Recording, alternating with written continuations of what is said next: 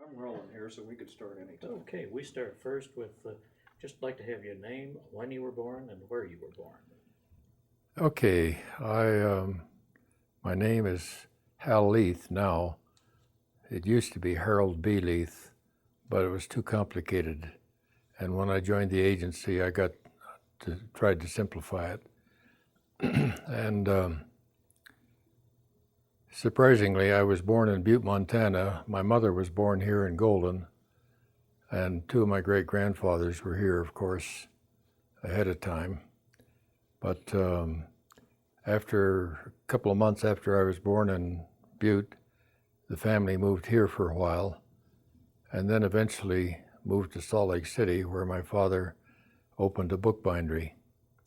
And it lasted even after he passed away, because he died in 1930 and he was only 50 years old. He had a rare disease that you don't have anymore. And my mother ran the bookbindery for several years and then finally sold it. Sold it to the Deseret News. They wanted it. They didn't like our competition. So did you grow up and go to high school then? I went to high school in Salt Lake, and grade school I walked to, and middle school I walked to.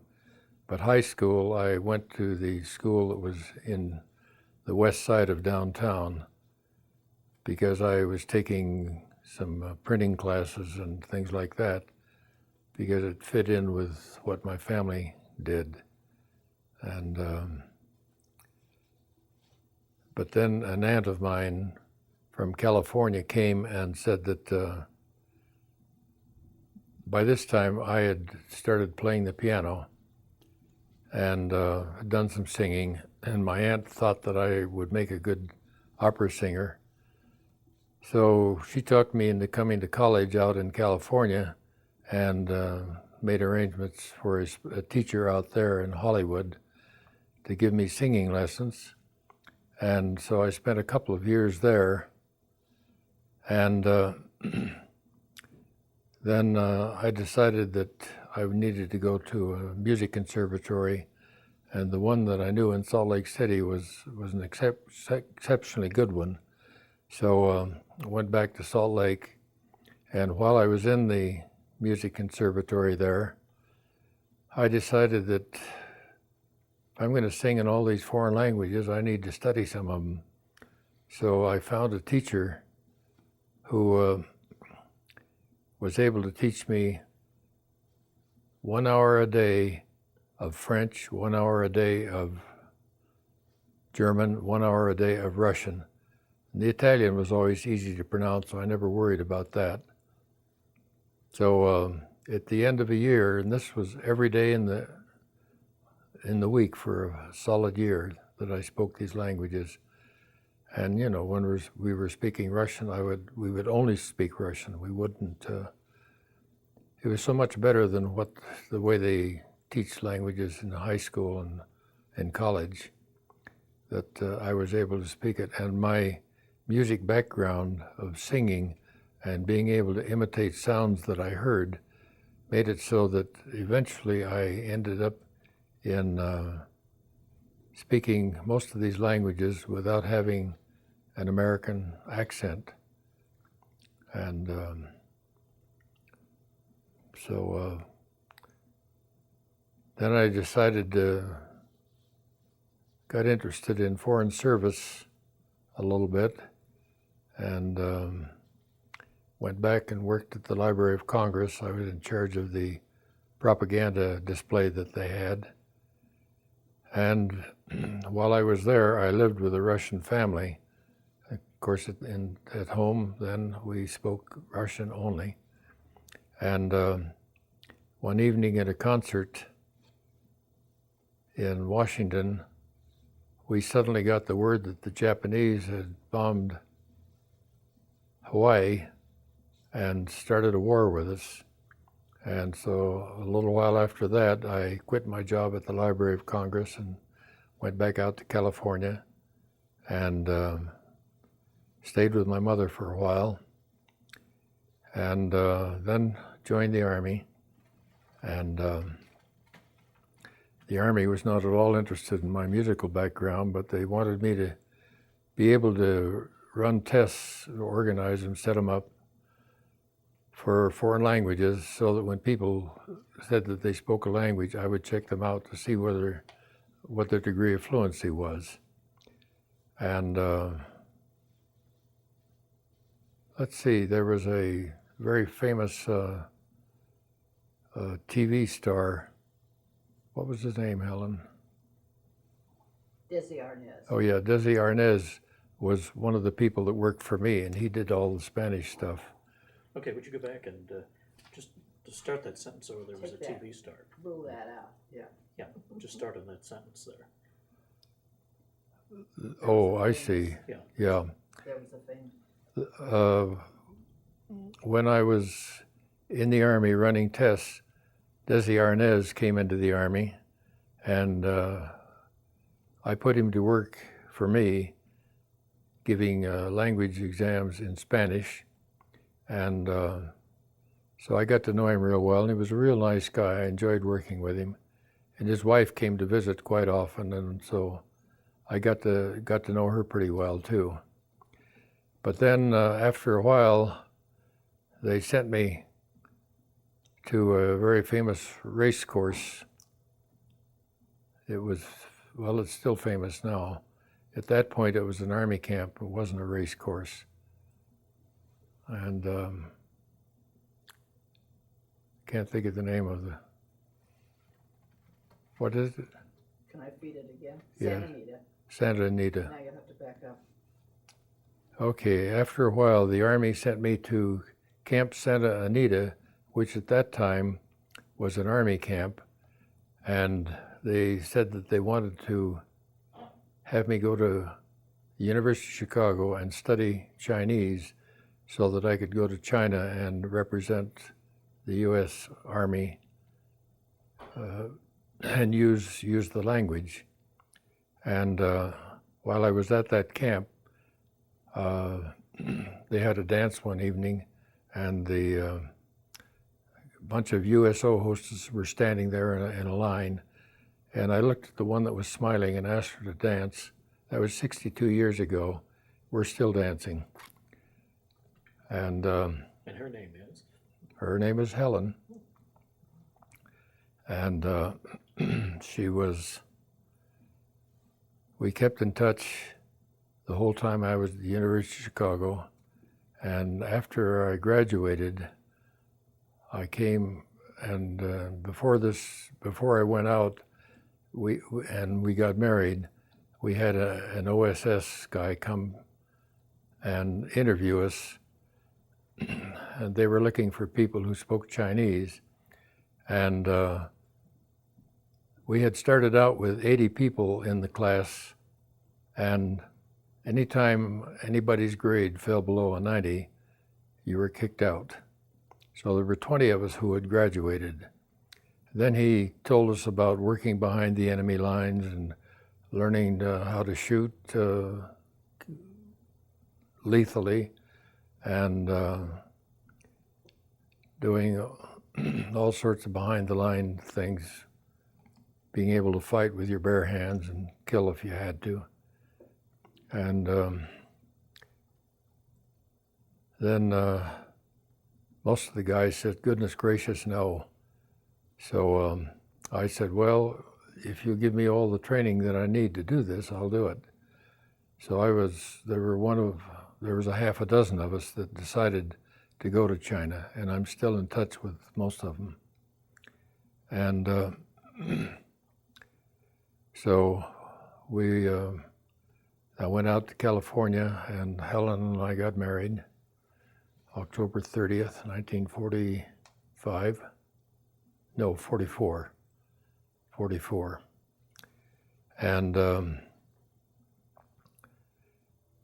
then I spent some time in Washington, D.C. getting special training, and for SI, Special Intelligence. And then with my languages, of course, that was intriguing them. So After that, then we went out to California again, and I'm gonna reset the shot there, because the microphone picks up the paper, so if you need to look at the paper, we'll just stop and reset the shot, and then we'll. That's not a problem at all, so. okay, We'll just well, add around some of the sound rustling there. okay, start where? You had been in Washington getting special training, and I think are you Yeah. going back to California? And then we went back to California and got to spend some time with Helen, and went to the Isle of Santa Catalina, and they gave us all sorts of training in how to exist in the wild without having enough food, and how to take care of yourself there. And I did special SI training, and I learned to pick locks and just all the sorts of strange things. And they turned us loose the last week, one end of the island, and we had to get to the other end, and all they gave us was a canteen full of water. It was up to us to figure out what to do. And on the way back to the other end of the island, I saw a little cabin, went and looked at it, and then I picked the lock on it and went inside and found out that it was a Girl Scout cabin, and that they had a lot of food up on the shelves. So my group had food. And then shortly after that, we got on a ship and went to Australia first, and then we went to, from Australia we took the train up into Burma, and then from Burma we took a plane and went over the hump. And that's a loose term, over the hump, because the hump is too high to go over in most cases. And you would go up the valleys and in between. And there were 2 planes that left that day. The plane behind us never made it. They tried to go over and they went into the hump. So those guys never made it. And I got to Kunming and had absolutely no trouble at all communicating with any of the Chinese there. So I started doing more research on the Japanese and the Chinese, so that I would be as knowledgeable as possible. It's important not just to have the language, but also to know the culture and know what's right and what's wrong when you're dealing with people like that. So spent a bit of time there, and I went out on the Burma Road on a motorcycle and went and looked at it, and I've got some pictures of how it winds back and forth. It's quite a ride. But then pretty soon came Nagasaki and Hiroshima, and at that point we figured it wasn't going to be long before the Japanese would surrender to us. And then after a bit, the emperor indicated that he would surrender, and we had meetings because we knew of the POW situation all over China. There were POWs in camps all over China, south, north, you name it. And we were particularly interested in finding General Wainwright and General King and General Moore, who were the top generals. And so they thought that he might be in Manchuria, which at the time the principal languages there were Russian and Chinese, and I was fluent in both of them, so I volunteered to go there. The next day we flew up to Xi'an in northwest China, where the Terracotta Warriors now exist, and they existed then, although I didn't see them then. But I spent the day walking around the city up on the wall and was able to see the whole city pretty well. And then the next morning at 4:30, we got on our plane and headed for Mukden, Manchuria. And the B-24 that we had, the pilot is now a good friend of mine, and he at that time, I thought I was pretty young. I was 26 at the time. He was 21. He was our pilot. But as we're flying up there, we had to be real careful moving around the airplane because the center of the airplane was a big hole in it, and that's where you had to jump out of. You didn't jump out a door like you do when you're training, because I had my training while I was waiting in Kunming. And he sent word that the wind was blowing about 20 miles an hour. Are you sure that you want to take a chance on this jump? So we said, yes, we do. It's more important that we help the prisoners, so we'll go. And we were sitting, we then sat around this hole there, and I was the fourth one to go out. And then I heard something. That was the sound of my chute opening, and it's always been a favorite sound of mine. I've always liked a chute opening when we jump out of an airplane. It's a nice, very warm feeling. And I could see a lot of Chinese farmers down on the ground below, working in the fields. And I landed and gathered up my chute and went over and talked to some of them. And yes, they knew where the POW camp was. It was about a 45-minute walk due north from where we had jumped. And we all landed and got together. And there were 6 of us. One was a Chinese officer. But after we landed, and we had a Jap Zero fly over, but he didn't shoot at us. And but he got scared and he ran away and disappeared. So there were only 5 of us at that point. And we decided that we would head for the POW camp, and one of the Chinese volunteered to show us the way. So the doctor and the colonel and Japanese Nisei, who presently lives in Hawaii, and I started walking, and after about 20 minutes, going up this narrow country road, we saw a squad of Japanese coming down the road toward us, and when they got within about 30 or 40 yards away, they fanned out across the road, kneeled down, cocked their rifle, had bayonets on them, and aimed them at us, and yelled at us to surrender. And I asked if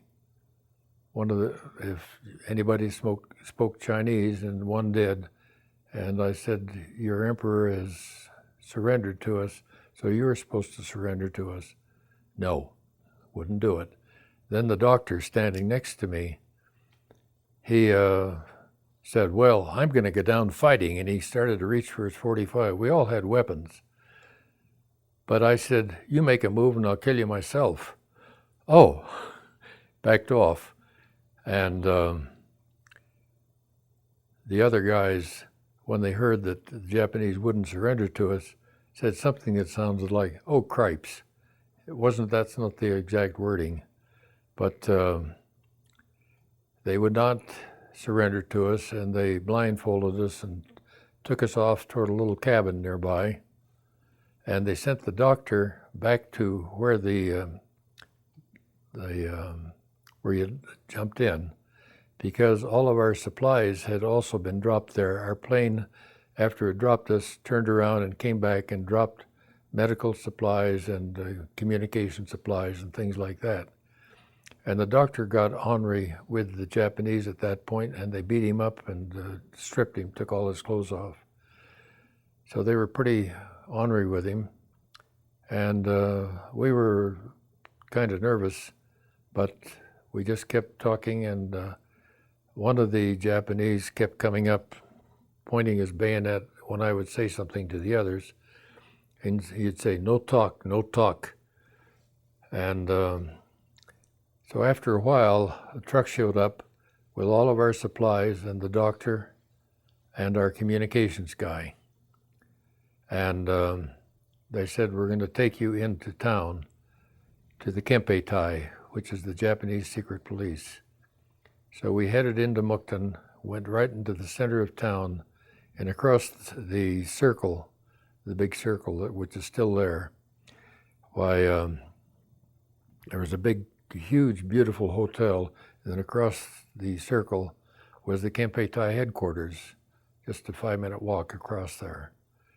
And he talked to us, and he says, we have no instructions to surrender. He says, but I have heard things on the radio, and I realized that there may be something doing. So we asked him to, and he offered us drinks at that point. And he said, I think that there is something going on, and he said, I will contact Tokyo tonight over the radio, and then in the morning, why, we'll meet again. And we asked at that point if we couldn't go out to the POW camp just to see the POWs. And he said, well, I'll let you go out there, but Colonel Matsuda, who's the commander there, will not let you in because he doesn't have any instructions to surrender to you either. So he'll just keep you out front. So as we're getting on the truck to go out there, this guy who had been saying, no talk, no talk, he walked up to me, and he'd heard me talking to the other guys. He walked up to me and he said, hey, I got a brother in LA. I wonder if you know him. Well, I didn't. But we got out to the camp, and we camped in front of the headquarters, which building has now been torn down. It's not there any longer. And Colonel Matsuda came out and talked to us there and absolutely refused to surrender or let us talk to the POWs. And I saw POWs up in the window in the building, and I waved at them and smiled and did an okay sign with my hand. And later on in California, in Fresno, when we were at a POW meeting, and I had just finished showing the pictures that I have, he walked up to me and he says, you're the guy that was standing out front waving at us and signing okay. You're the big redhead. Well, I weighed 172 pounds, so I didn't think I was a big redhead. But compared with them, I was, because most of them weighed not more than 98 pounds. They were all just skin and bones, just scrawny, terrible looking. And anyway, Colonel Matsuda sent us back to town to the Yamato Hotel. They put us up there, fed us dinner, and gave us a night's sleep. Then the next morning, about 8 o'clock, we walked across to the colonel's quarters there, where he had said that he was Czech. And so as we walked in, he bowed to us and said, I have been instructed by Tokyo to surrender to you, and I would like to commit harakiri. Would you like to watch? And we said, no, we don't want to watch. We want you to be sure that your soldiers don't do anything to hurt the POWs or us, that you treat us nicely. So we need your Kempeitai help. And he said, well, I will support you.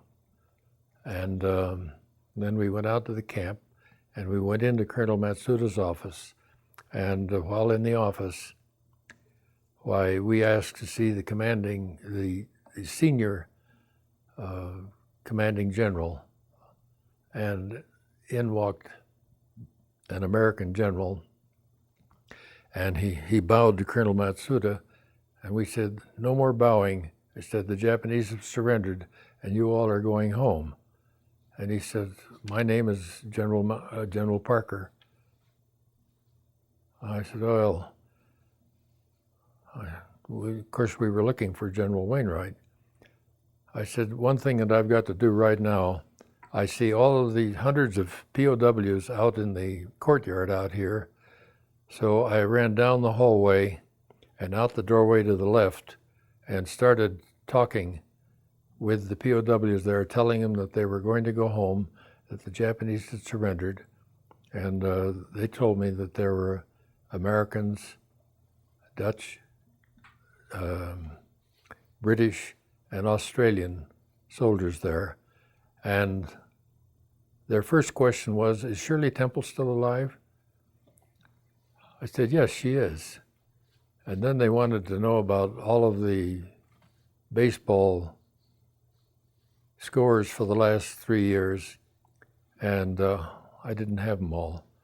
But I gave them as much information as I could. One of the Dutch asked me about their queen, and I said, "She's still alive. She's still in charge." And so then I went in, and we asked General Parker, "Where is General Wainwright and King and Moore?" He said, "Well, he's in a camp about 150 miles away with the other senior officers." So the doctor and I decided that we would be the logical ones to go up, and we asked Colonel Matsuda to get us up there, and he got a squad of Japanese, and they had their sabers and weapons with them. And the next morning we met, and there were so many delays along the way that we spent all day trying to get up there, and we actually got up there the following morning about 4 o'clock in the morning.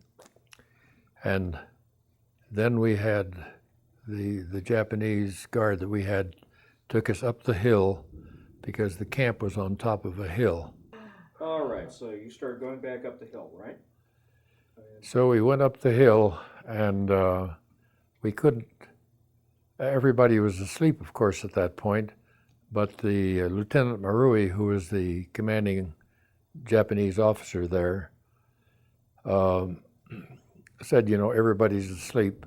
So he gave us some cots to lie on, and we lay there for 3 or 4 hours until everybody woke up. And then we heard that people were ready, and we had a meeting with General Wainwright, King, and Moore. General Percival, who was the commander of the Singapore British forces there, and we had Sir Mark Young, the governor of Hong Kong. We had the governor of the Netherlands Indies, Governor Tjarda von Stackenberg-Stockauer, and there were 30 people in this camp, and not all of them were senior.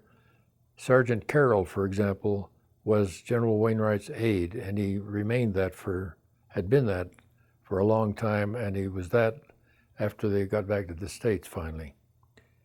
But anyway, we tried to get arrangements to get everybody back, and we couldn't get a train at that point.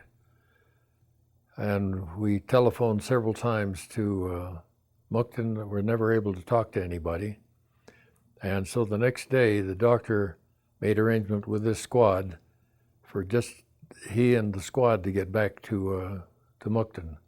And they took cars and trains as they could arrange it and got back to Mukden.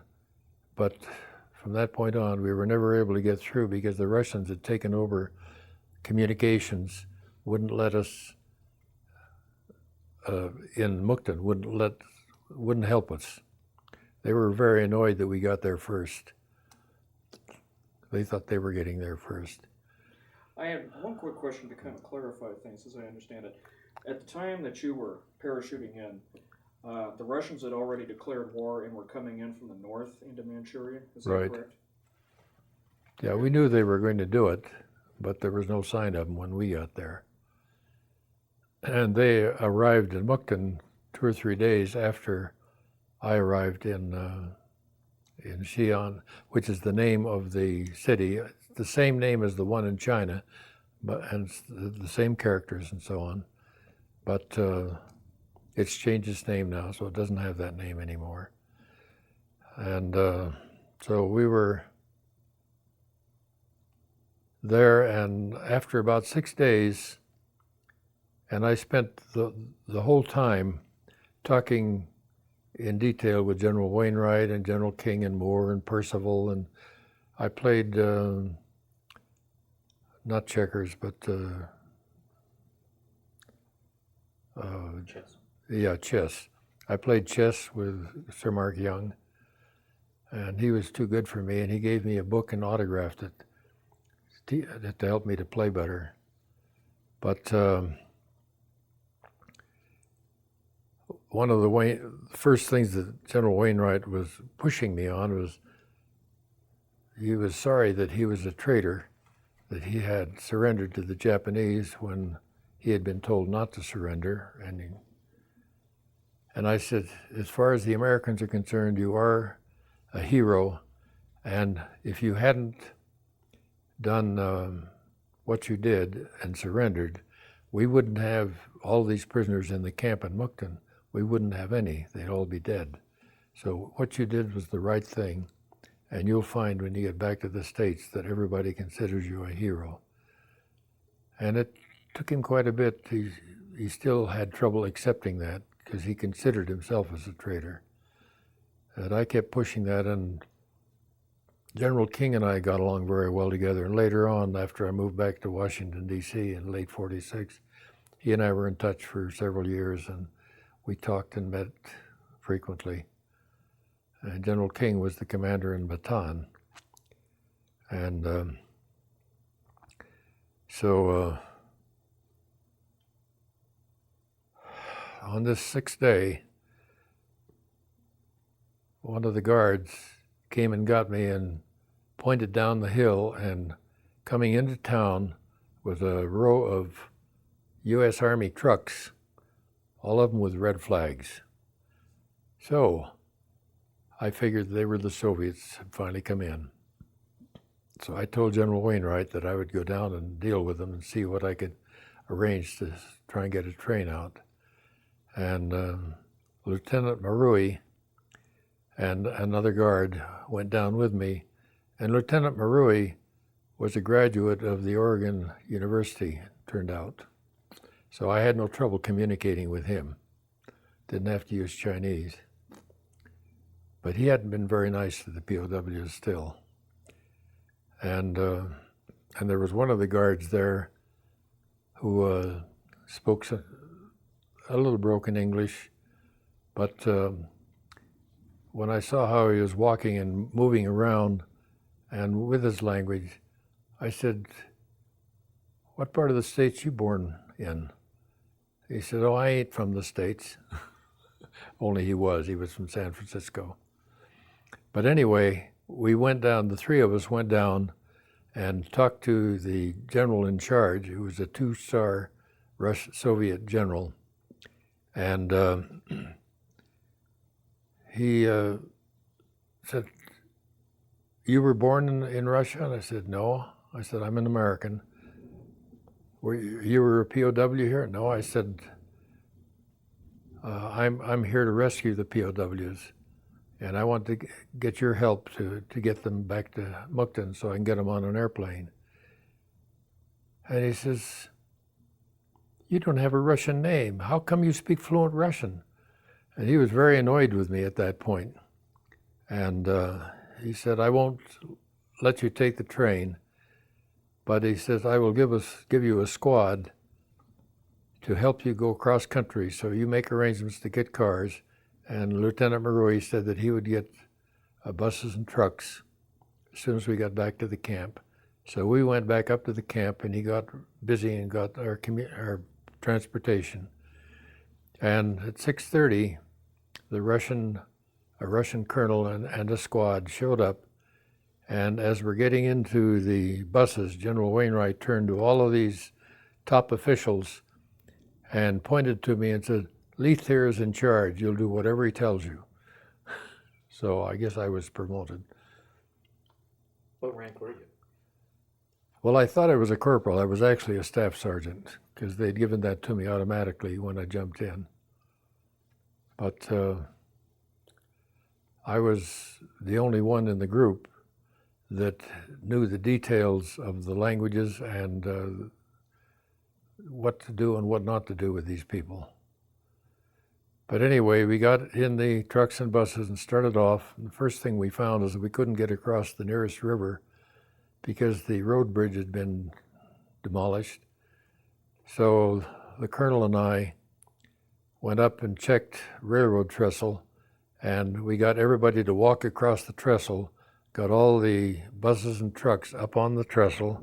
Well, let's just go back and pick up the fact that you couldn't get across the bridge. Well, when we finally got across the trestle and back on the roads, we found out that it was the rainy season, and the roads were slippery, and we kept sliding into the ditch. But the Chinese that were around knocked themselves out to help us wherever it happened. And we finally got to a little village there, and they gave us the best possible food you could imagine. They knocked themselves out for us, and they did all they could to make sure that the cars were working right. One of the cars used charcoal, and we had to get some more charcoal for it. Plus, we had to get gas wherever we went. So anyway, we were there for a while, and then we started out because we were going to keep going and not stop. And we found out very shortly that we had to go up a hill, and the hill was so slippery that we couldn't get going, and the Chinese came out and dig sort of little trenches across, get the water off, and push us and help us, tow us to get us up over the hill. And this went on like that. I got absolutely no sleep at any point. I had to stay awake and, run things. And after about 2 days of this kind of driving, we got to where we saw a train track, and we thought maybe we could get a train and head over toward the main train line, and then catch one of the big trains. And a train showed up. We got on it and turned our buses and stuff loose, and went about a half an hour, and he had forgotten to put water in it. So we were stuck again. So somebody, one of the Chinese, went down the track to the next city and was able to get another train and got us, finally on the third day, got us to the main train station on the big line. It's now called, well, it was called Slipping Guy at that point. And so about 2 p.m, we decided to have a banquet, and the Russian colonel organized it because there were Russian forces there, and we were busy trying to talk them into letting us take a train into town, and they didn't want to do it at first. So we talked, and then we had this banquet and had food, and in fact, some of our POWs had a little too much of what at that time was called Bygar. Bygar means white lightning. It's a white liquor that they serve there, and it's really strong. It's 100%. So finally finished, and we talked them into letting us get on the train. So that evening, we got all of us on the train, and they lost some of their luggage, unfortunately. But we got on the train, and we actually pulled up in the main train station in Mukden in about 12:30 in the morning. And so I figured that our guys must be still in the hotel, so I suggested to the colonel, the Russian Soviet colonel, that we go to the hotel. As we were on the way down there, I would see Russian soldiers and officers, and I would stop them and ask them in Russian, "Where are the Americans?" And they'd say, "Oh, эти пьяницы?" And I'd say to myself, what do they mean, drunkards? Then I found out when I got to the hotel that the Russians had been feeding a vodka ever since they got to them.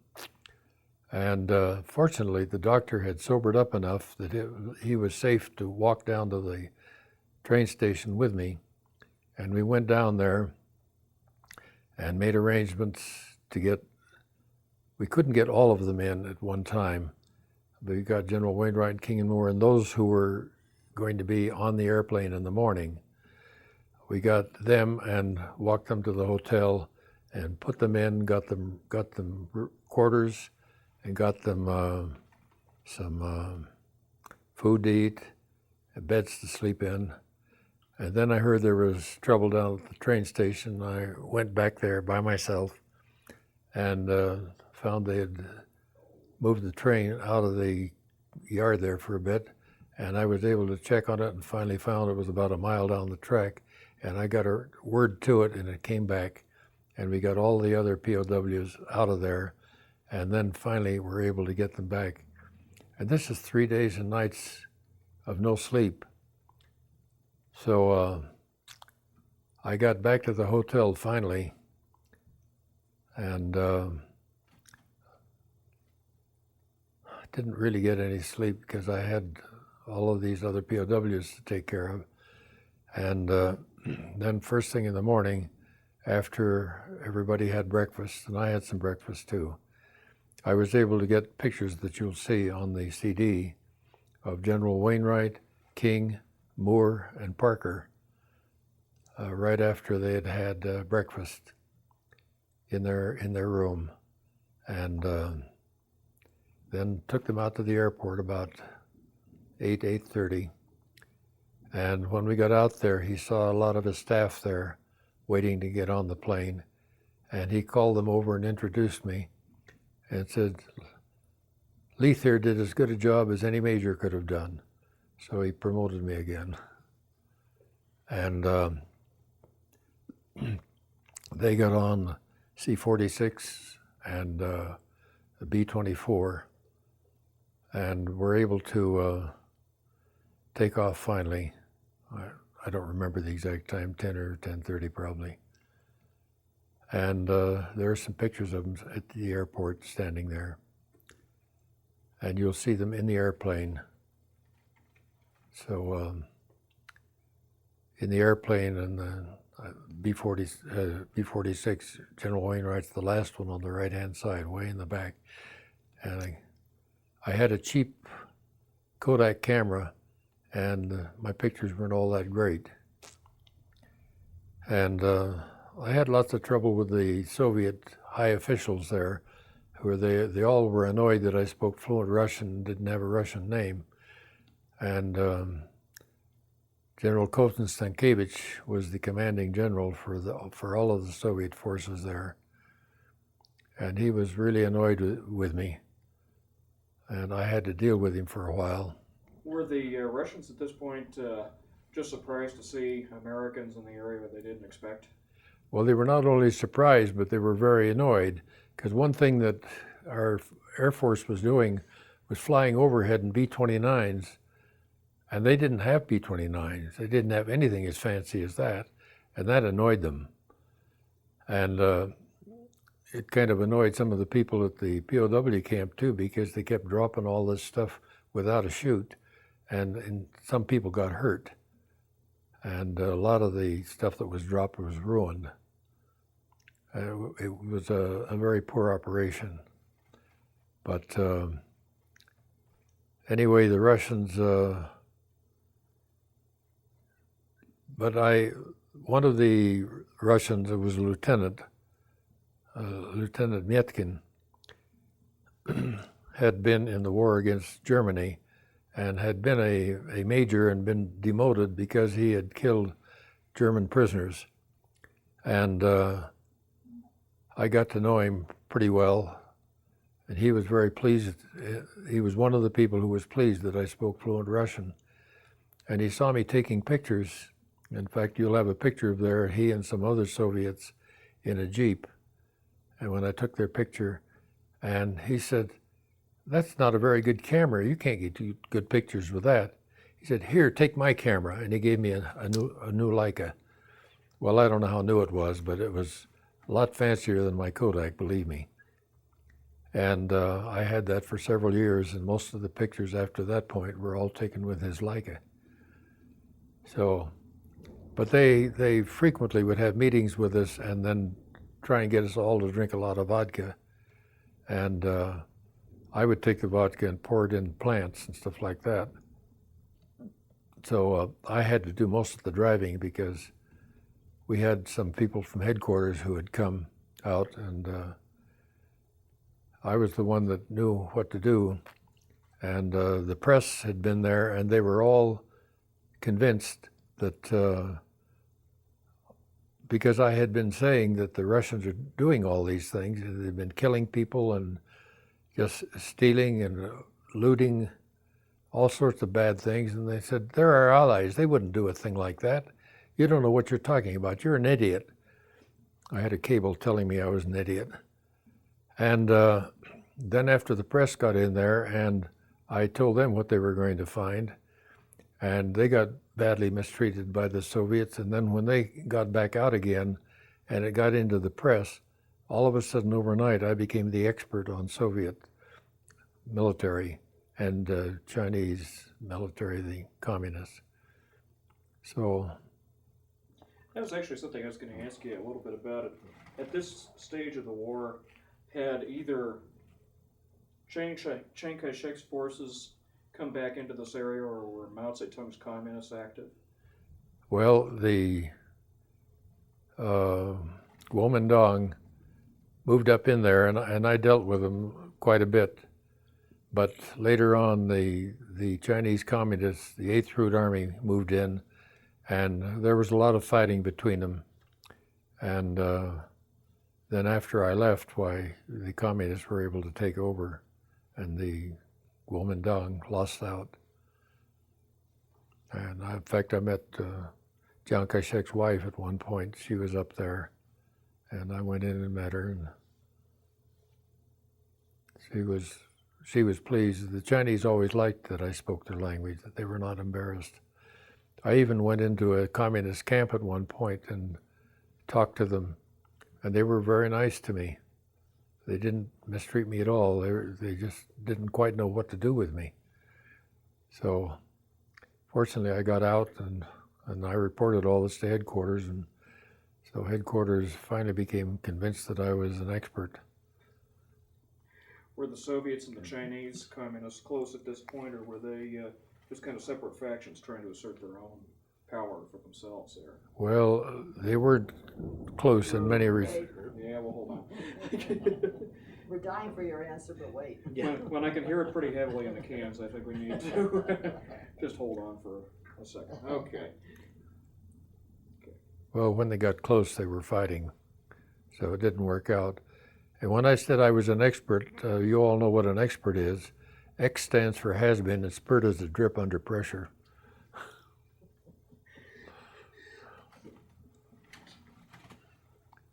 We have a different version of that. It's in our business, it's somebody from 30 miles down the road.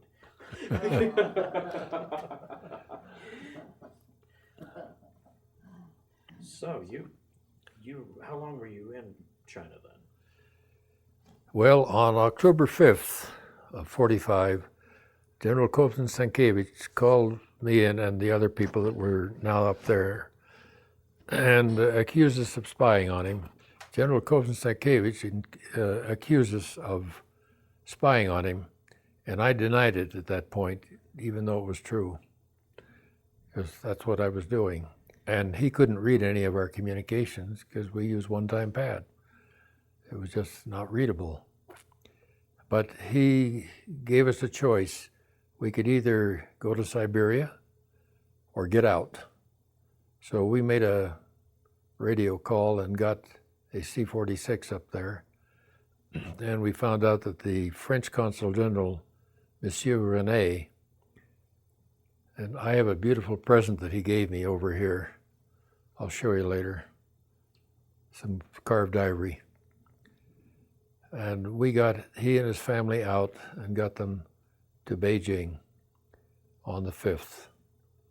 And they were very grateful. And the boy was just a little kid. And the daughter was probably just begun as a teenager. And I'm still in touch with the two of them. The rest, of course, are not around anymore. And it's interesting that with our group that parachuted in, only the Nisei in Hawaii and I are the only ones left.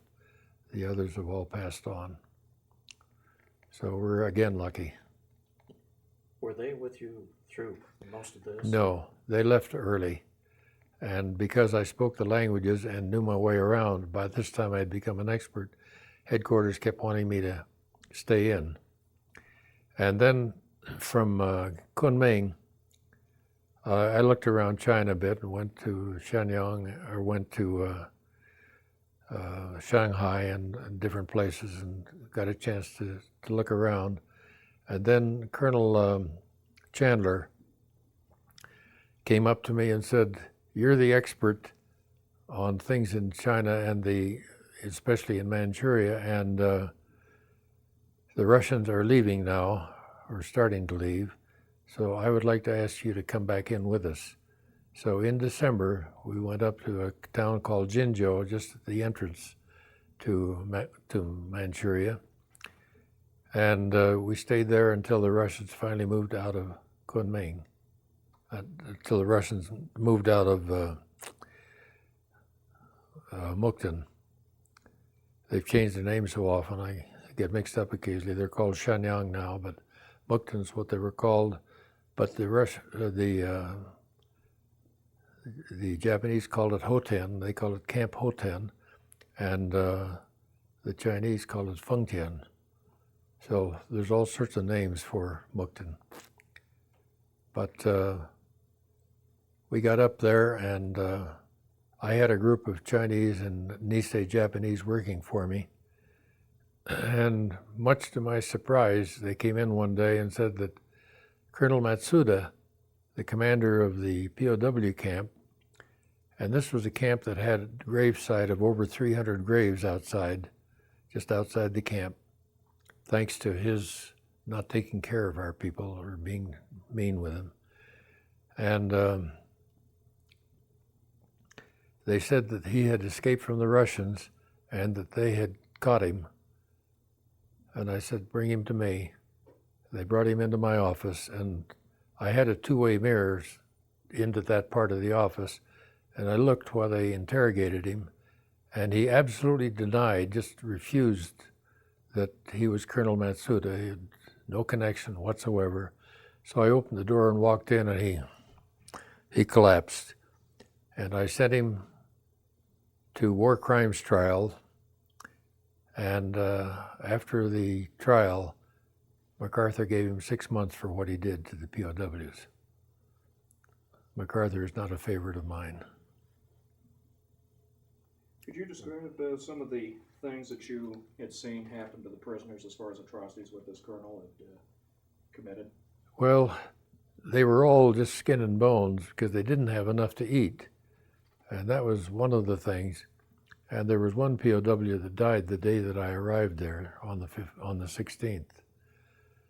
And he was in the hospital, but they hadn't taken good care of him, so he didn't make it. And you could see some of them, signs of where they'd been wounded. And what I found out the Japanese had been doing, they had a unit called Unit 731 that did all sorts of practice with different kinds of medicines and drugs and things like that, and even surgery on people without taking care of them, and they killed them. And a lot of them were killed, and not only the POWs, but Chinese. So one reason that the Chinese have been so nice to me in the last year and this year, when we met with them here in Denver last week, was That one they'd hear. That was a good one. Somebody's trying to pass editorial judgment here. Goodness. We just got to the good part. Okay. Wait just a second, it's Wait kind of for the rolling. reverberations to... Okay, so I think go back to the part where you said one of the reasons why the Chinese were so good to you here. is that the Chinese had been essentially prisoners of the Japanese since 1931, when the Japanese took over all of Manchuria and took it away from the Chinese. And so they had been prisoners all this time, and when the Japanese surrendered and then were out of it, the Chinese were now freed also, and some of them have thanked me for freeing them. So I was lucky to get not only the POWs, but a lot of Chinese. And in Mukden, when I lived there in 45 and 6, there were about 1 million people. It seemed fairly busy. But when we were there last September, we found out there were 7 million. Talk about crowded. And all of their taxis were red. So when you looked out of the hotel window down on the street, all you saw was red. So it was interesting. But I like the Chinese people. And I like the Russian people too. I get along well with them. How many prisoners were there when you got 1,600 roughly. Did you repeat that because I was talking over you? Yeah, there are 1,600 prisoners in the camp. And they were American, British, Dutch, and Australian. Was there a difference in the way that the Japanese treated, say, the enlisted man and the common soldier, as opposed to how they treated Wainwright, or did they treat them pretty much equally? They were pretty much treated equally. I know a bunch of the enlisted men told me when I was first there that one of the Japanese guards had gotten mad at him, this group of American POWs, and it was middle of the winter, 40 degrees below outside, and marched them out into the snow, made them take all their clothes off and stood them there for over an hour. And General Wainwright told me how frequently Japanese soldiers would walk up to him and just slap him in the face to show them that they're in charge. And that sort of thing happened with even the high-rank generals. So the treatment was not good. This goes partly to the Japanese kind of ethic at the time, that surrender was seen as a dishonorable thing. They didn't respect even a general who had done that. That is correct. They looked down on him, and he was a POW. And it was interesting. Once they surrendered to me, I never had a minute's trouble with them. Why don't you describe that now? Just describe now. Oh, this is what Monsieur René, the French Consul General, gave me when we got to Beijing. And it's got his name right around here. And I think my recollection is that when they carve these, they carve them from a solid piece, and they carve the outside one, then the next one, the next one, and they go down to a little tiny piece in the middle. I think there are 13 of them. That's my recollection. But that was a gorgeous present. I'm going to get another couple of shots while you're holding it there. Well, we'll just kind of edit these little pieces together, so if you just hold on. Yep. Oh, it's gorgeous. Just beautiful. Well, I've gotten some nice things, just like that painting up on the wall up there with that Japanese nun. She is the artist. She did that, and I have some more of her paintings in the other room. But did absolutely gorgeous work, and she gave that to me when I left Manchuria. Yeah. Isn't that incredible? Oh, I can't believe the work. How they would carve a thing like that? I don't know. It just... Well, the Chinese have done some incredible stuff, carving jade, and although high quality jade like this one, they never carved that. It's just natural stone. And... Yeah. Hmm. Well, I spent, when I got to Beijing with the French Consul General, I went out and spent a whole day looking for jade. And you'll notice in the book that there are only 2 color pictures, one of General Wainwright, and then when I got this jade carved, when I bought the jade, the pictures that I have, see, there's the picture of the ivory, and that's Beijing. Those are the Marines arriving. They were so surprised I was there taking pictures because they thought they were getting there first. And I was there taking the pictures. Was downtown walking past a pawn shop and I saw this in the window. And I pretended I didn't know what it was and went in and said, "What is that? How much is it?" "Well, we don't know what the name is. We want $5. I said, "No, that's too much." I started to walk out and he says, "Well, how much did you give me?" "How about $2.50?" I got that for $2.50. Oh my. Okay, you talked about the fact that when you got to the camp that they were still asleep, and then you were able to go and talk to Wainwright and the rest. What was their reaction when they saw you and began to realize what was happening? Well, they were kind of puzzled because they had never seen any uniforms like we had, paratrooper. And we had the same thing at the big camp too. They didn't recognize that we were Americans and that we were paratroopers. They'd never seen it before.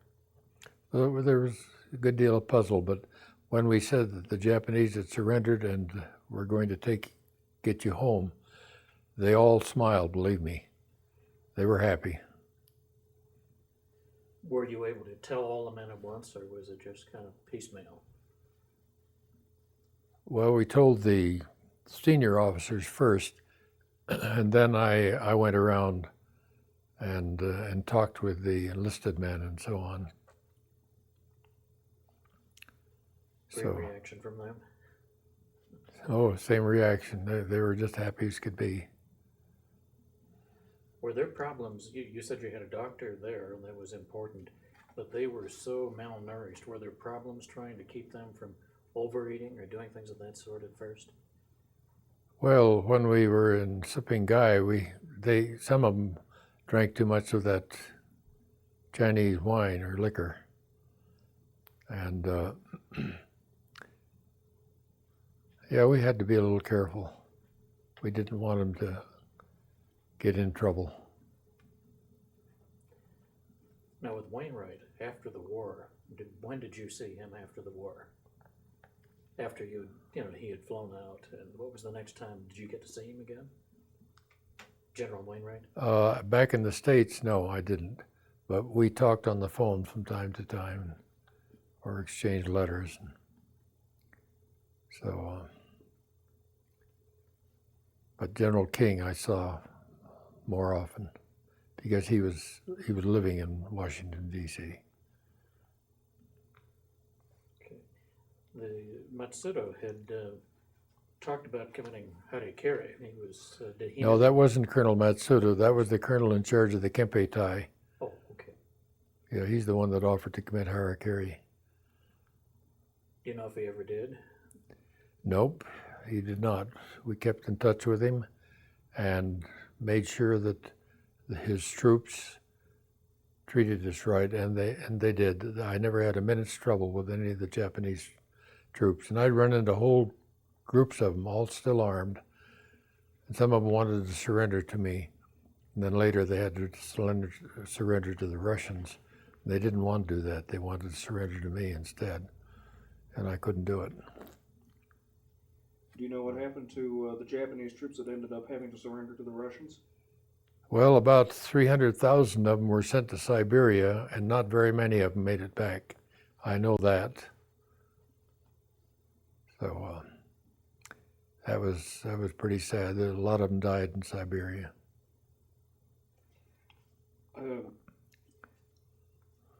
Since Manchuria had been taken over by the Japanese in 1931, I think it was, Right. and everything, were there Japanese civilians that were working in these Chinese cities, and what was happening with them around that same time? Well, if they were Japanese, there's a good chance that the Russians would do something with them. And, if they had a shop or something, the Russian soldiers would go in and steal stuff or shoot them. There was just a lot of killing on the part of the Soviets. And the Chinese were killing some of the Japanese too. And one day I went from the hotel down toward the train station and found the Chinese were riding and beating some Japanese and, breaking their windows and things like that where there were Japanese stores. And one place I saw a bunch of Chinese, they were in the process of trying to kill a little boy, a little Japanese boy. And I called them a couple of names in Chinese, and, "Oh, you speak good Chinese." And then some of them took my side, and I made them give me the boy, and I took him to a Japanese hospital that was there to get him treated, because they had tried to cut his throat and hadn't succeeded well. And then some of the Chinese came on my side, and when I'd find somebody carrying sticks to beat people with, or I would grab it away from them, stick it on the curb and stomp on it and break it and tell them to go home. And I never had anybody give me a hard time once I did that. They all liked that I spoke fluent Chinese. They were surprised. Americans, I think, have a hard time comprehending how bitter the war was between the Chinese, the Japanese, and the Russians. Oh, it was bitter, all right. I got shot at a couple of times by the Russians, but they never hit me. What were the circumstances there? How did they happen to be shooting at you? Well, I was a foreigner, and they just decided to take a shot at me. When I was living in the compound there, I had some come over the wall and try and get in to steal stuff. And when I went out of the house and they saw me, a couple of them took shots, and then I put a shot into the ground near them with my .45, and they jumped over the wall and left. I didn't try and hit them, because I probably would have hit them if I'd shot directly at them. But I was just trying to scare them away. I have always felt that I would rather use my brains than use a gun to solve a problem. Don't want to kill people. I don't like that. With all the prayers that I did on the airplane, they were all successful. My prayers were all honored, and our group was safe, and the POWs were safe. We got them out of there. The last of them got out on trains on the 29th of September. It's after you parachuted in Yeah. and the squad comes across the road, then you never revealed that another squad came behind you after you told the doctor you would shoot him yourself. Oh, okay. Well, yeah, let me tell that again. How I thought to bring it in, which made a complete story, is for you to tell about the doctor complimented you later. Yeah. Okay. Okay, well, when the Chinese started taking our little group up toward the POW camp, and the Japanese squad came down and fanned out and told us to surrender, and the doctor, he looked at him and he said, "I'm going to go down fighting." And he reached for his .45, and we all carried guns. But I told him, I said, "You make a move for it and I'll kill you myself." So he backed off and didn't do it. And just at that point, on the left-hand side of the road, there was a whole bunch of bushes there, and out from behind the bushes stepped the rest of the Japanese squad where they'd been hiding. If the doctor had gotten his gun out and even just pointed it, we wouldn't be here now. But the nice thing, the doctor later on said that because of some of the things that I did, that I had saved the operation. And I just, for some reason, I've been able to stay calm when I've been in serious situations. So I've been fortunate. What kind of feeling did it give you when they leveled their guns at you? Did you feel... It was scary because we'd seen pictures, and when they blindfolded us and walked us to this cabin, why, I could remember pictures where they would make you kneel and cut your head off. So that part was scary. And with them absolutely refusing to surrender, it was even more scary. Do you think the fact that you were able to communicate in Chinese, what was happening, saved you? Well, I think it helped. And of course, we had the Fumio Kido, the Nisei, he was also talking with them. So we had two of us communicating with the Japanese. And but they wouldn't accept it at that time. And once we got to the Kempeitai headquarters, he had heard things on the radio, so he started to treat us reasonably nice. And he had his troops take care of us and make sure that nothing happened to us. I wanted to ask a couple of questions about this Nisei that went in with you. Basically, he was a translator, right? That's right.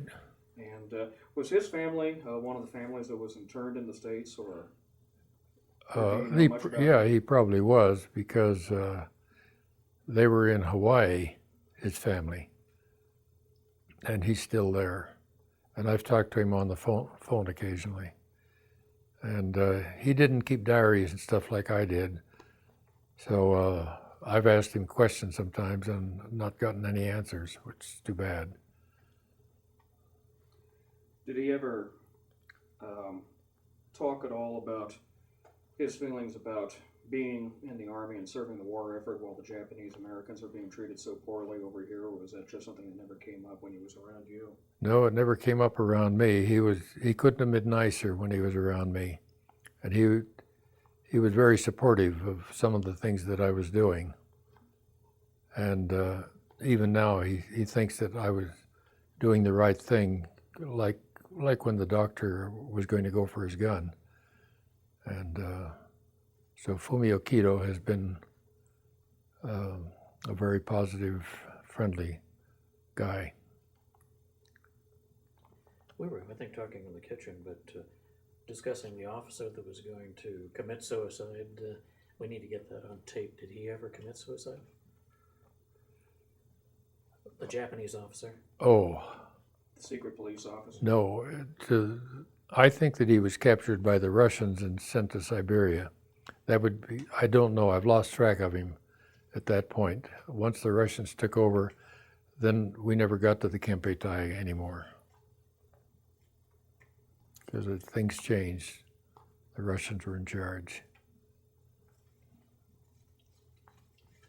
I think jumping ahead a little bit, why don't you describe a little bit about what has prompted you to write your book? Well, I think one of the principal things has been the POWs, because it was 50 years before people became interested and asked me to talk about the operation of saving the POWs. And that's about the time that the POWs discovered where I was at and started inviting us to their various reunions. And they all kept after me to write the book with my experiences. So I would say it was the POWs were one of the principal reasons that I wrote the book. And I had a diary, so I knew that I had my data down correctly. And that helped a lot, because you can't remember everything from way back then. Were there ever any questions about the fact that you had the diary? No, the little tiny one, it's downstairs in my computer, and it just, a little black thing fits in my pocket. Nobody ever noticed it. It wasn't necessarily something, though, that you were supposed to be keeping, was it? Well, they didn't have anything against it at that point. Later on, when OSS changed to SSU and then CIG and then CIA, it was specifically forbidden. No diaries are permitted. So I never kept any diary after that on any of my other operations. Did you consider staying on with these successor intelligence organizations after the war? Well, in March of '46, I went from Mukden back into China proper, down to Shanghai, and got out of the Army and I was asked to join and make a career of intelligence. So that's because I had become something of an expert on the Soviet and Chinese situations. They wanted me to stay and work at that. And they emphasized more and more later on my work in dealing with the Soviets, because we didn't have many people that knew them at all. How long did you stay in the military? Well, a little over 3 years. So I got out and joined the agency. It wasn't the agency at that point, but it became the agency. How long were you involved with them? Until 1974. So I was with government, if you include the Library of Congress, for over 30 years.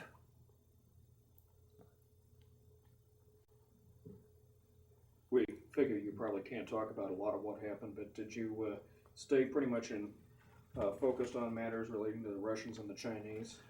Oh yeah. When I was in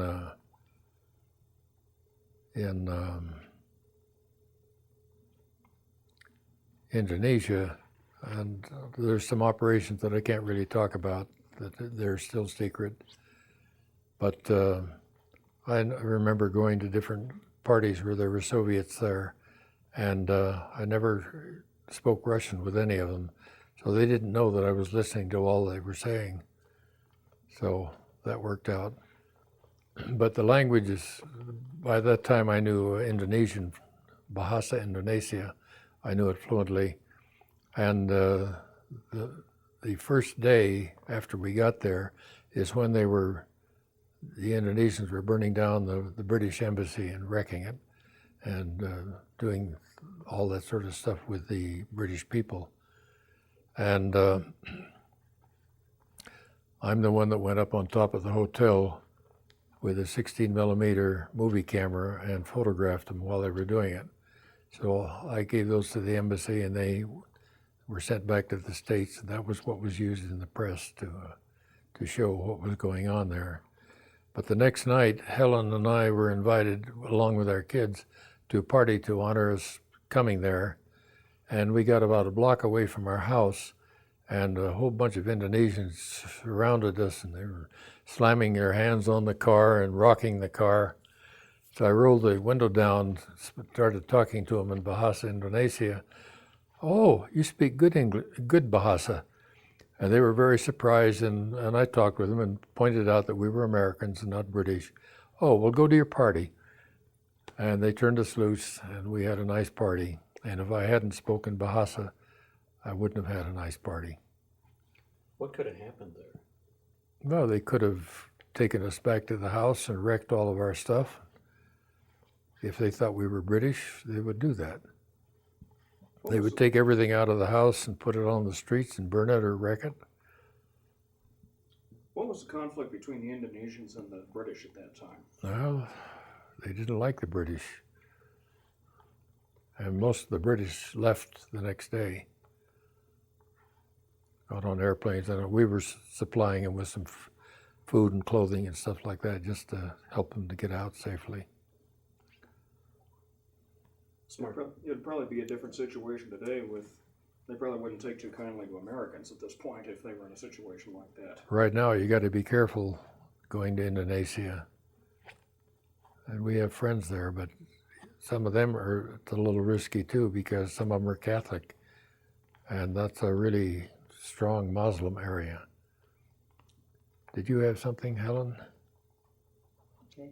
Oil was the reason, the British, and Yeah. that was what the argument was about. Yeah, the arguments were over the British running all the oil things and taking advantage of the Indonesians. Yep, I'd forgotten that. Okay, that just kind of clarified what. Yes, That's good. right. Um, I need a Before we- blackboard. I'm gonna ask one question, I've got some other thoughts here. Okay. And that's just the fact that you have learned all these languages and become so fluent in them. You talked about also learning the culture. Why was that important to learn the culture of the language? Well, it's very important because if you do the wrong thing, you can get in trouble immediately. In the Middle East, for example, if you start to shake hand with a person and you do it with your left hand, the left hand is only used for dirty things.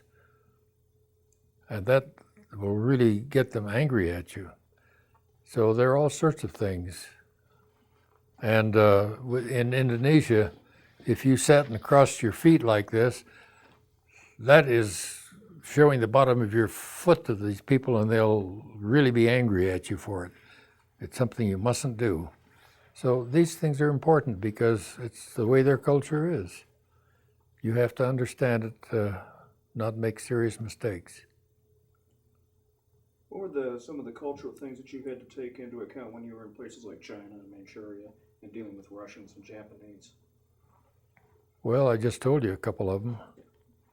And But was there anything specific in dealing with the Japanese or the Chinese that were particular to them?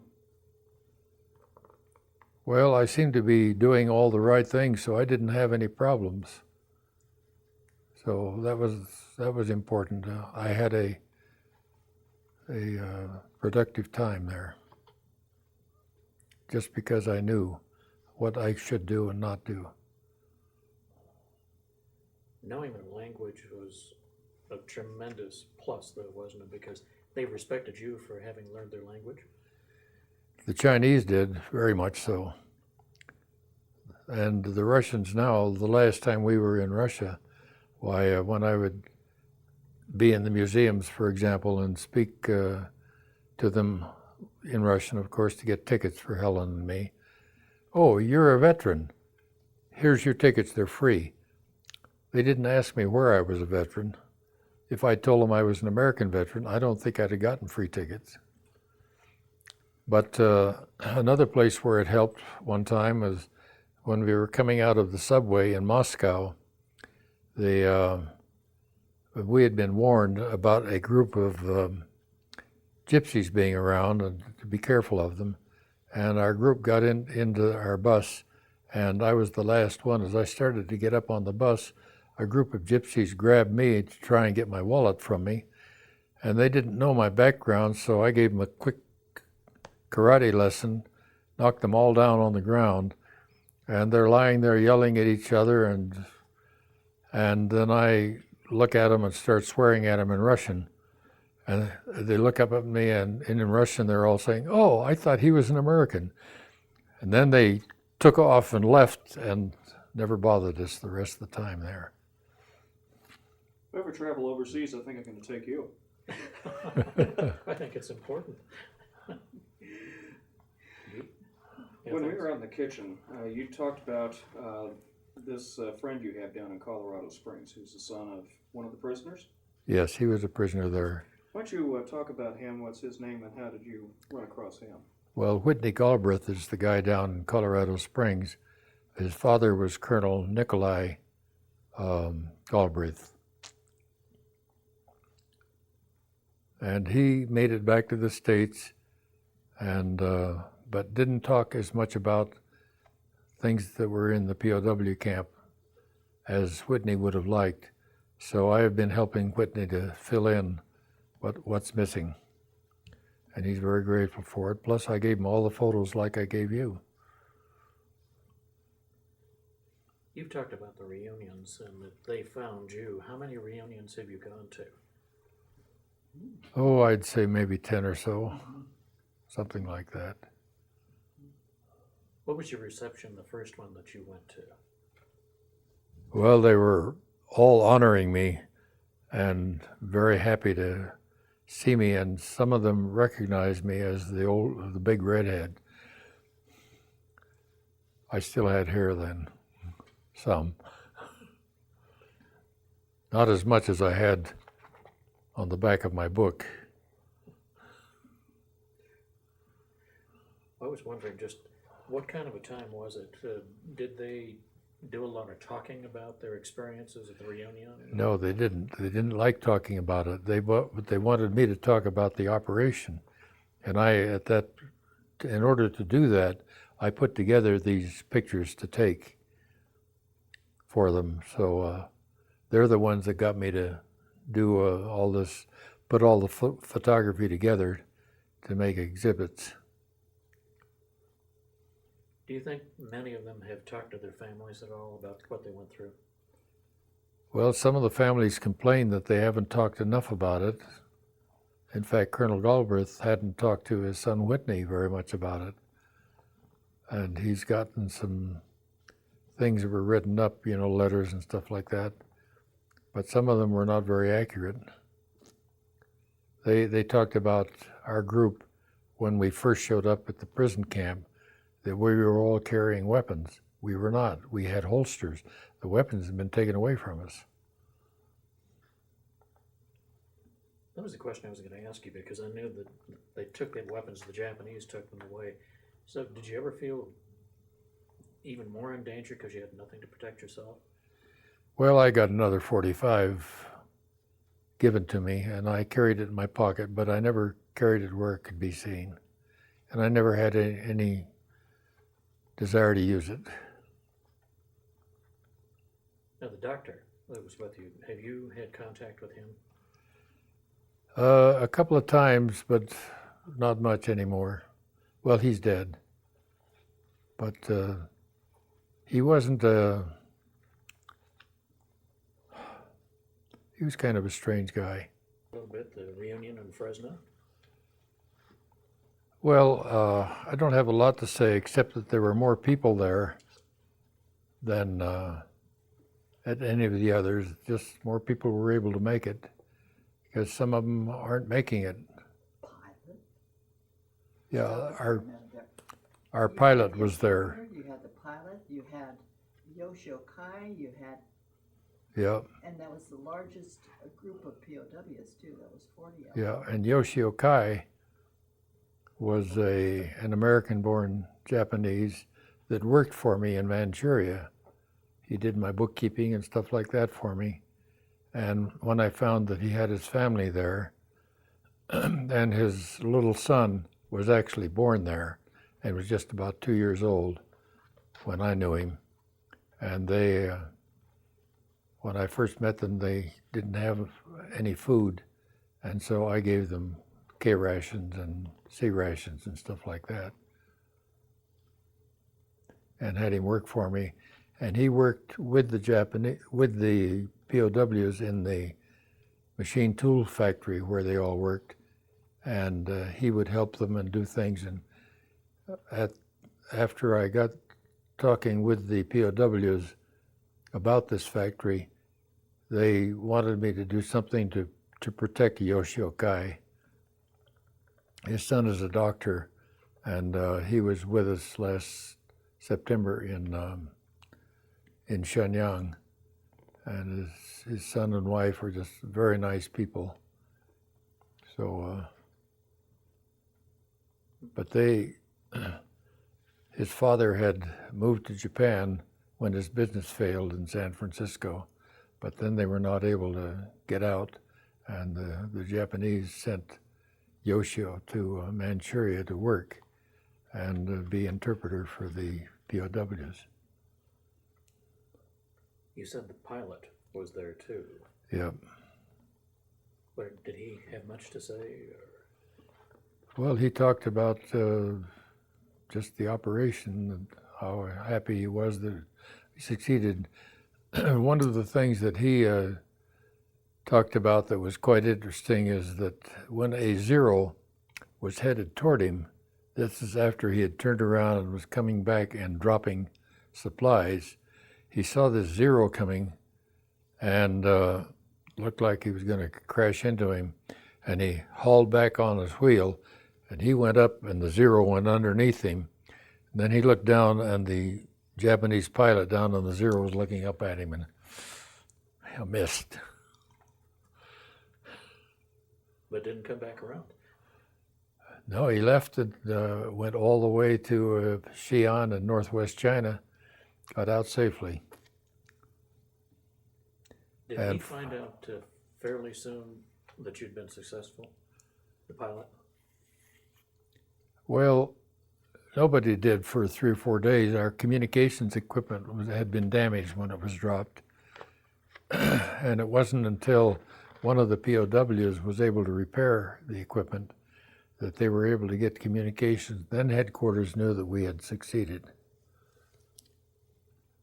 Okay. But it took a while for them to find out about General Wainwright, because it wasn't really until I got him back to Moncton that we knew that all of his group was safe. They knew about the 1,600 POWs, but Wainwright was unknown. Nobody knew until I brought him back. So I had that job all by myself to get him back, and I succeeded. You had mentioned that after the war, General Wainwright never really kind of forgave himself. He always felt like he had been a traitor, which he wasn't, but he'd had that image of that. Yet you talk about going, or write in the book about going back to Walla Walla, where he was from and where he was honored. Right. Times. Why don't you describe some of that? Well, we were invited 2 times to Walla Walla, and was it the first time they put the statues up? Yeah, it was the first time we were there, and I think it was in '96, if I remember rightly. They had a local guy, make a bronze statue of General Wainwright, and they put it up in the park there, and they changed the name of the hospital to the Wainwright Hospital. And so it was covered with a cloth, and Peter Wainwright, who was related to General Wainwright, and I took hold of the cloth and pulled it off, so that was our job. And there were quite a number of POWs there, and they've actually bought and sold some of my books too. They were quite interested in it. And so it was a very nice meeting with everybody, and we saw things we never knew about Walla Walla, that it was the center of a winemaking area. And so we learned a lot about winemaking and stuff like that. And good wine tasting, too. He keeps talking about that. Now I'm gonna have to go up. I enjoyed that part. It was a lot better than eating green peas. But And of course, they have a Wainwright. What is our friend? He's a commandant of the Wainwright. Well, it's an organization that has Wainwright's name. POW or no? It's a ex-POW, and they're honoring General Wainwright all the time. In fact, they talk about my book in one that's about two months old, now, this is where? in Walla Walla, Washington. How long did General Wainwright survive after the war? Well, he passed away in, I think it was 58, if I remember rightly. It's in the book. But he didn't last too long after getting out. He got out in 45 and then 58. And he was commander in San Antonio of the U.S. forces there for a while, and then he retired. But he was constantly being asked to come to dedication things, and he just overdid it with him. He had a very hard time, and he still kept remembering that he had surrendered. And he had lost his wife, which didn't help.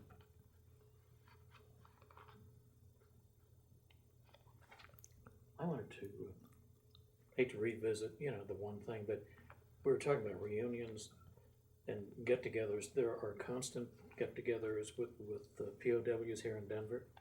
Not in Denver, just a different place every time. This is Washington was 1996 and 4,000. And this year it's in Missoula, Montana. And last year it was in Henrietta, Oklahoma. So it changes.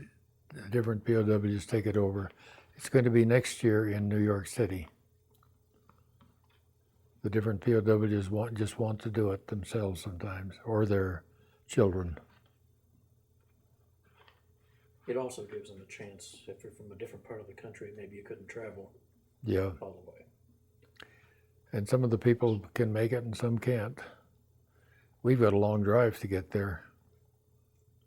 A couple of days to Jackson, Wyoming, then a day or two to Walla Walla.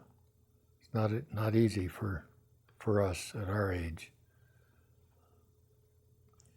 Is the experience that you have with your friend Colonel Galbraith's son in Colorado Springs, are you seeing when you go to these reunions that there are sons and daughters of these POWs that are Yes. trying to learn more? That's right.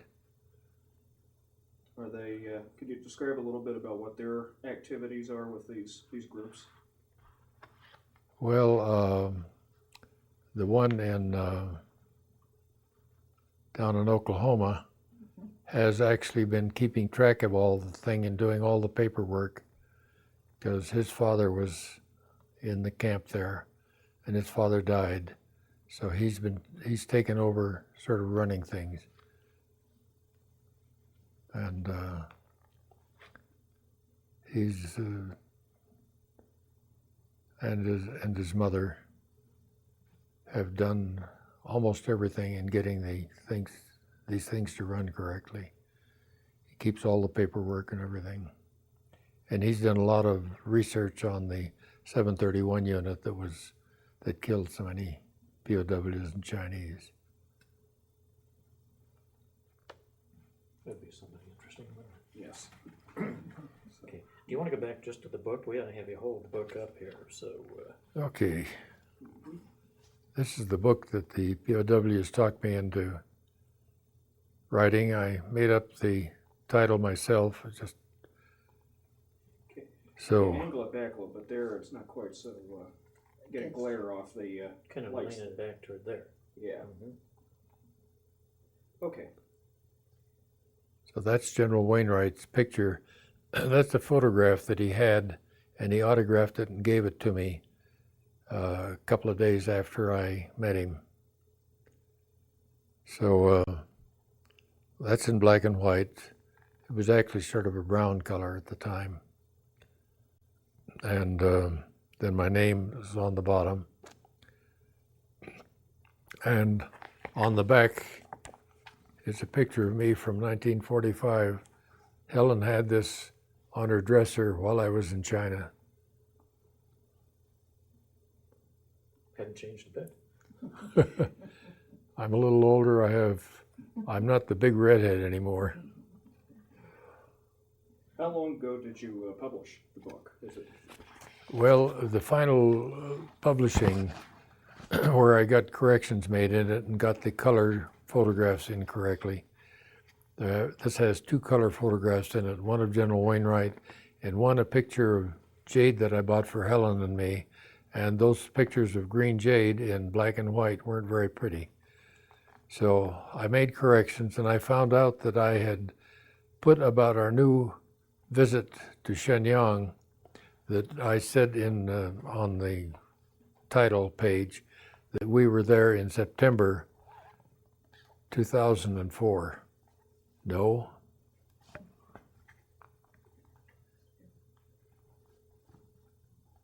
It was 2003. Did you get it corrected? I got it corrected. Where can people get the book? Well, if they get it from me, of course, then I can autograph it for them. So the easiest thing is if they call me or send me a check, and then I'll just mail it to them.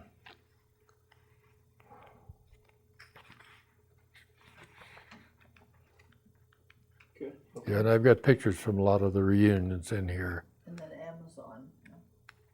Yeah, Amazon sells it. Oh, My mistake on 118, I said it wrong. I said that we had said that we were there in September of, I said 2004, I said 3004. I don't think I'm going to make it. We'll try and hold on and be with you there. It's corrected now. 2003, we were there. And why don't you just tell us about the fact that it is going to be published in Chinese? Well, I've been told, I haven't seen any progress of it recently. I got a few messages in Chinese on the internet, and the trouble is it's in the new Chinese characters, and they're what they call simplified, but they're not simple to me because I don't know them.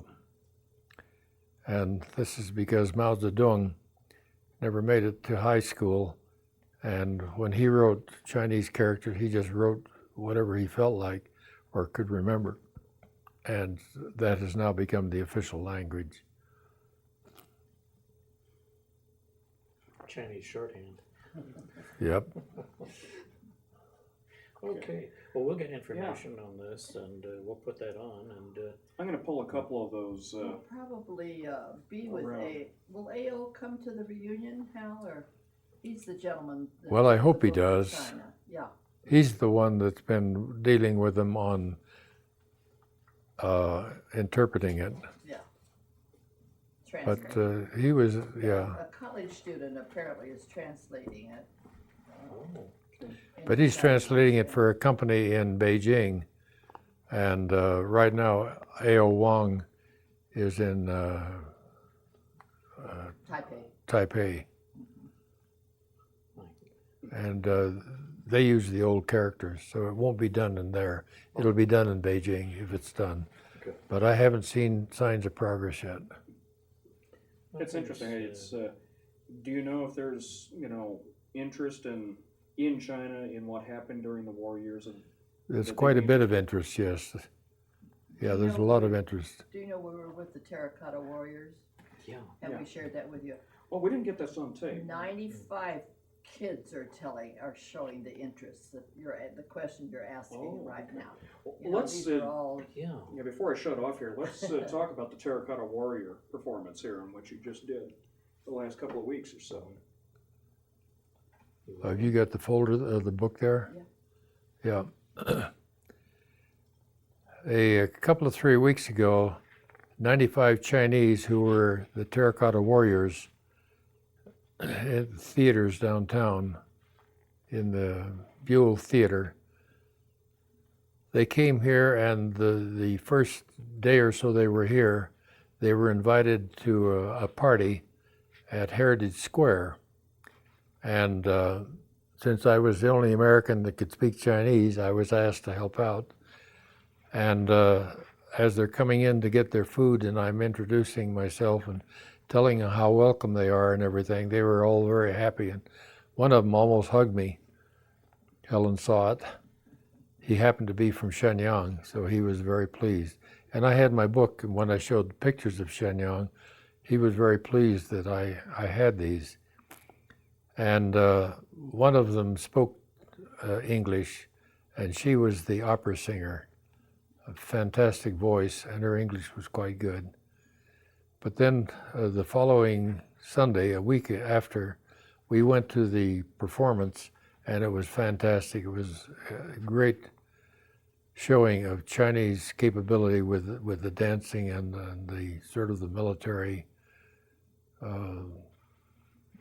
things that they did to show how it was like way back 2,000 years ago or more than that. And anyway, then last Saturday, they're getting close to leaving. Sunday is their last day. And then Monday, we're going back. This last Monday, they left to go back to China. And they had a party again for them down where they live. And they all wanted to look at my book, even though they couldn't read it. And so I had the book there, and we talked about it, and I was able to translate for them when they needed it. And they knocked themselves out for us. They were very nice. So there's still a great deal of interest in the war years in China, even among younger generations. Well, when they know about our saving them from the Japanese, that was a big thing. Because up to then, the Japanese had them. And of course, even after that, well, during World War II, the Japanese had control most of China. It was very bad. A lot of Chinese were killed by the Japanese. Do you think these attitudes are part of the reason why, after the years of Mao, that the U.S. and China have had better relations since? Yeah, I think this has entered in. They, I made I told them lots of times how much we loved them. And it was funny, I was talking about that my newest language was sign language, and that Chinese Sign Language and American Sign Language were almost the same, little tiny differences. And for example, this is good in American Sign Language, and that's bad. And in Chinese, that's an old sign from way back. That's bad. And so an American deaf person and a Chinese deaf person can communicate. I understand. It means I understand. And thank you. The reason is that Americans taught the Chinese their sign language many, many years ago. So it was American Sign Language that they learned. So American deaf and Chinese deaf can communicate without any problem. I don't have any trouble understanding them. That brings up, tell us just a little bit about what you did with the skiing program. Well, when we moved here into Golden, because it was sort of old family home, and also it was near skiing areas, and I tried skiing in different areas and decided that I liked Winter Park best. And I had a niece who had surgery that had made her so she couldn't function very well. And I had my sister send her here, and I took her to Winter Park, and they had the program up there for helping handicapped people. And so I went along with all the time when she was learning. And then when she finished and left to go home, they immediately asked me, or told me that you are good at skiing and teaching. Would you like to join our teaching group? So when I did, and they found out that I speak these different languages, then Hal Leith up there said, you can learn sign language without any difficulty.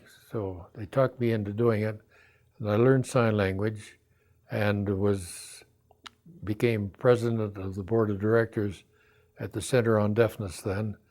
And after I got reasonably fluent with my sign language, then they put me in charge of the program. And so for 25 years, I was teaching deaf, and I taught hearing people how to do sign language for skiing, because this is to ski, and this is to stop, and this is slow down, and pay attention to me, do the same as I do.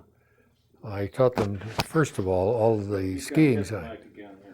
Whoops. Yep. Sorry. Just go back to it. That's okay, yeah. Especially, I put my arms up around, I wouldn't think about it either. you know, look at me, I sit here like this. Yeah, I was signing. You literally talk with your hands. Right. So I had 25 years, and I had about 40 instructors who had all learned sign language. And so when I left a couple of years ago, why, they still have continued the deaf program up there. I had to quit because my eye surgery was all done so badly that it's never recovered from it. So I can't see to drive too well. I still go up and ski up at Loveland Ski Basin because the road driving up there is easy. I haven't given up. And I still play tennis because she makes me. Great. Okay, I'm glad we got that in there. It just hit me that we should talk about that. You didn't, yeah, that was great to do that. You didn't tell what the story was of the emperor. Yeah. Jinshi Huangdi was the emperor. Do you roll one? Yeah. Mm-hmm. Do you want? Yeah. He had that in his hand. Give me the book. To, Okay, the Terracotta Warriors gave me a nice manual. They gave me a T-shirt. They gave me a nice coffee cup. What about the T-shirt? I was touching the. No, put the book okay. against you. I reached Yeah. here. We're There fine. we go. We're fine. Against Okay, you. and in here, this is a picture of one of the Terracotta Warriors, which you can see in Xi'an, China now, and there are thousands of them. And the emperor, Jinshi Huangdi, the first Chinese emperor, made all these to go with him to heaven and be his protection in heaven, so that he would still be emperor. So, Hold that back up like that again. I'm gonna grab a couple of shots. I've already have you at your audio where you're talking about it, but now I can get a little bit of that's a nice thing. footage of the shot. Zoom in and. yeah, well, there are lots of, in fact, we have a small terracotta warrior here. It's one of the things that we collected. So, How far back do they go? over 2,000 years, BC. The level of detail in the art there is so much more sophisticated than what Western art was doing at the time. Well, you got thousands of these things, and they're all different. And you got them with horses too. The word for warrior there is Bing Ma, and Bing means soldier, and Ma means horse. So it's a soldier and a horse are the warriors. How were they able to maintain a lot of this culture all through the communist years? How did they keep it together? They almost lost it in some places, but since in the past few years they've gained quite a bit of it back. And we were in Beiling tomb up in Shenyang last year, and the difference between it in 1946 and now is night and day, where all of the roofs of the buildings and all of these brick areas were all filled with grass and weeds. Now they've cleaned it all up and they've repainted the buildings. Everything looks just gorgeous now, quite a bit different. So anyway, there's a whole bunch of the terracotta warriors, and as you can see and that's only showing a small section of it. As far as you can look, why there you find them. It's an incredible thing that he did. You're getting in tight, aren't you? Yeah. That's amazing. Yeah, Jinshi Huangdi was a very famous emperor. And he died fairly young, which is surprising. I think he was in his 50s when he died. But he got all these warriors made. And this group here, with all their dancing and performances that they did, just made an incredible thing for Americans to see. We were lucky we got them here in Denver. And I was so glad that I could talk with them. And they just knocked themselves out for me. They were talking with me, and the ones from Shenyang, of course, were always coming up to me and talking.